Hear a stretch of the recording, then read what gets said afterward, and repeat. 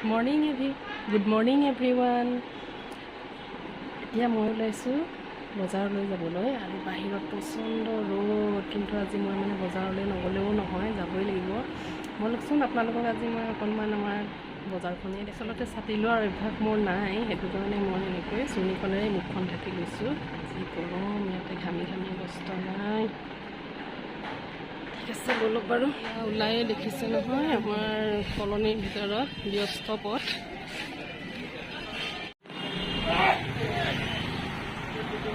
দেখিছেনে ট্ৰেইন গৈ আছে, এয়া দেখিছে নহয় বজাৰ একেবাৰে ওচৰতে, য'ত যি লাগে কাপোৰ কানি চব সকলো পাব। আমাৰ বজাৰ কাপোৰ কাপোৰৰ দোকান সকলো ওচৰতে।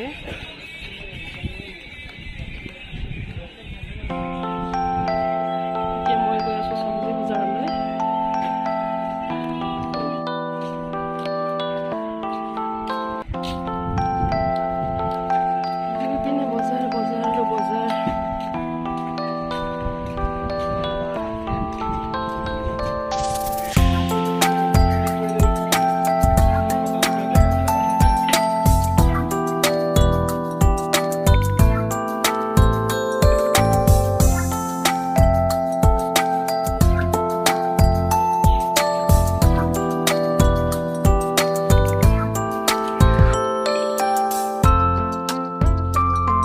বন্ধু-বান্ধৱীসকল, মই আহিলোঁ বজাৰৰ পৰা মই কি আনিলোঁ চাওকচোন। এয়া আনিলোঁ ভকুৱা মাছ, ইয়াতে পালোঁ ভকুৱা বুলি কয়, আমাৰ উজনিৰ ফালে কয় বাহু মাছ।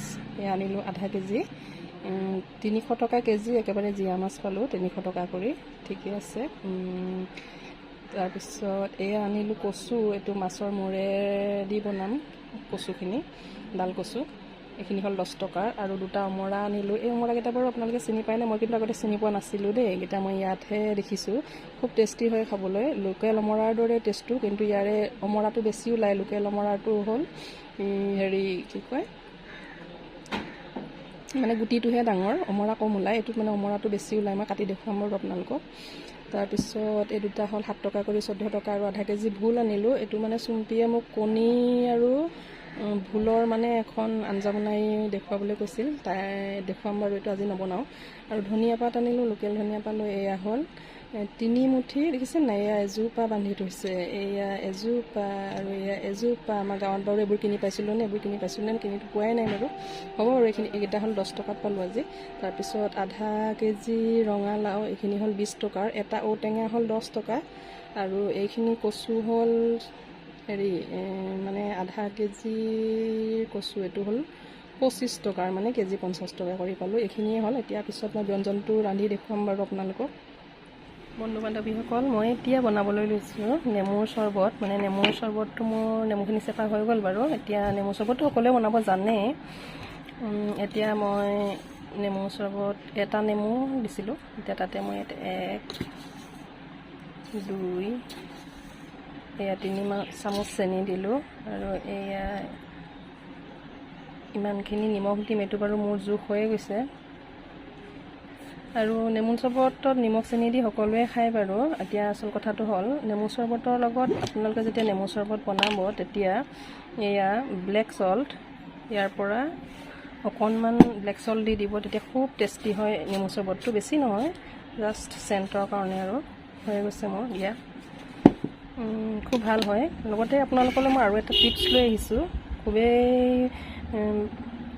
ভাল হয়। আচলতে আমি নেমু চেপাৰ পিছত বাকলিখিনি কি কৰোঁ বাৰু, সাধাৰণতে পেলাই দিওঁ।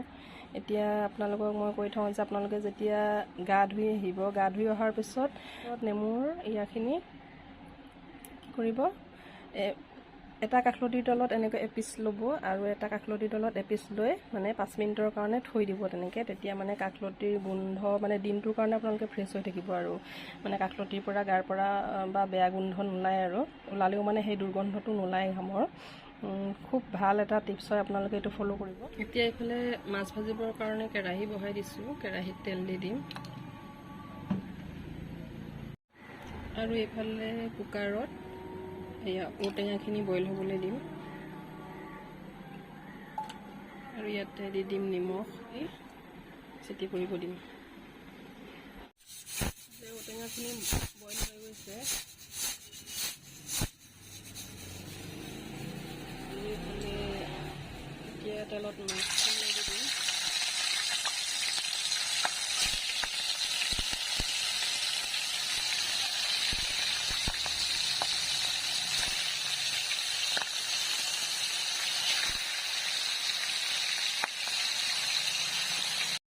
মাছখিনি ধুনীয়াকৈ ফ্ৰাই কৰা হৈ গৈছে, এতিয়া নমাই ল'ম। মাছ আৰু কচুখিনি ভাজা হৈ গ'ল, এতিয়া গৰম তেলত দি দিম মই গোটা জিৰা কেইটামান।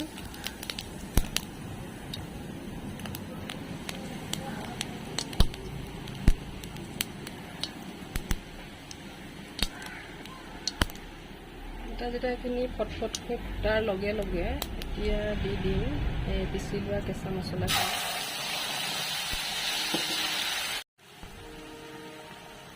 আৰু লগতে দি দিম জোখমতে হালধি, এয়া হ'ল নিমখ আৰু জিৰা গুড়ি। মছলাখিনি ভজা হৈ যোৱাৰ লগে লগে মই ইয়াতে অকণমান দি দিম পানী, 1 কাপ মানেই দিছোঁ আৰু এতিয়া ধুনীয়াকৈ মিলাই দিম।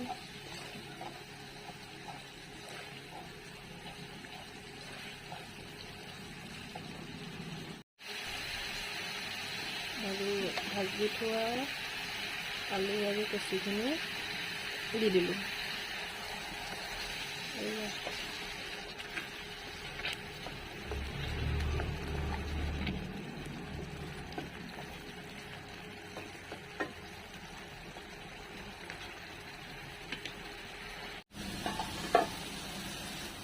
এয়া মছলাখিনি ভজা ভজা হৈ আছে,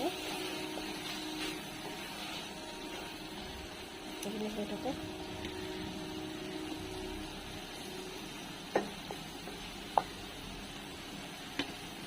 কচুটো সিজিবলৈ বেছি সময় নালাগে বাৰু। এতিয়া ইয়াতে কি কৰিম, ঔটেঙাখিনি যে বইল কৰি থৈছিলোঁ, এতিয়া এইখিনি মই ধুনীয়াকৈ ইয়াতে এনেকৈ ফেনেকি দিম। ইয়াতে যিহেতু কুমলীয়া হয় কিন্তু টেঙা ভাৱ আছে বাৰু। ইয়াতে আছে ঔটেঙা বইল কৰা পানীখিনি, এতিয়া মই এইখিনি পানীয়ে আঞ্জাখনত দি দিম।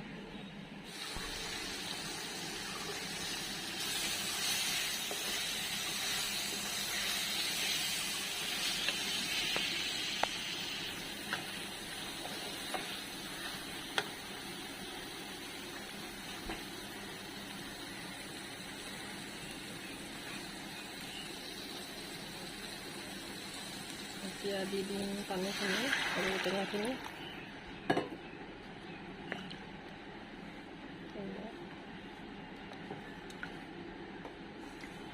হ'বই আৰু বেছি সময় নালাগে। এতিয়া এইখিনি মই উতলিবলৈ দিম, ঢাকি দিম।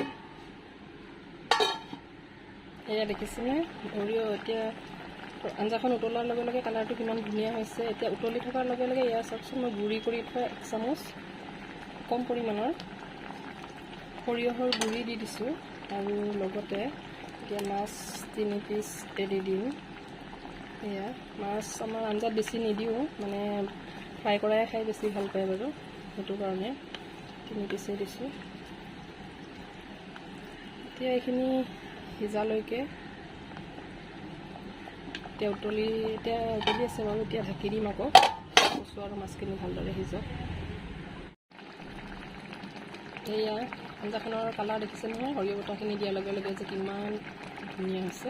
এতিয়া মই আলু এপিচ দিছিলোঁ যে, 2 পিচ দিছিলোঁ মানে এফাল, সেইখিনি এতিয়া মই ইয়াতে দি দিম। একদম ধুনীয়াকৈ গাঢ়া হৈ যাব। এতিয়া এইটো জোলটো মই বেছি জোলো নকৰোঁ আৰু বেছি গাঢ়াও নকৰোঁ। এতিয়া এইখিনি ধনিয়া পাতখিনি দি দিম, ৰেডি হৈ গ'ল। আপোনালোকেও বন্ধু বান্ধৱীসকল এনেকৈ ঘৰত ৰান্ধি খাব। আৰু ভিডিঅ'টো যদি ভাল পালে লাইক এটা কৰিব, লগতে কমেণ্ট কৰিও জনাব। আৰু যিসকলে নতুনকৈ চাই আছে তেওঁলোকে মোৰ চেনেলটো ছাবস্ক্ৰাইব কৰিব, লগতে বেল আইকনটো টিপি দিব। বন্ধু বান্ধৱীসকল, ভিডিঅ'টো চোৱাৰ বাবে আপোনালোকক বহুত বহুত ধন্যবাদ। আন এটা নতুন ভিডিঅ'লৈ আপোনালোকৰ মাজলৈ পুনৰ আহিম। আজিলৈ ধন্যবাদ।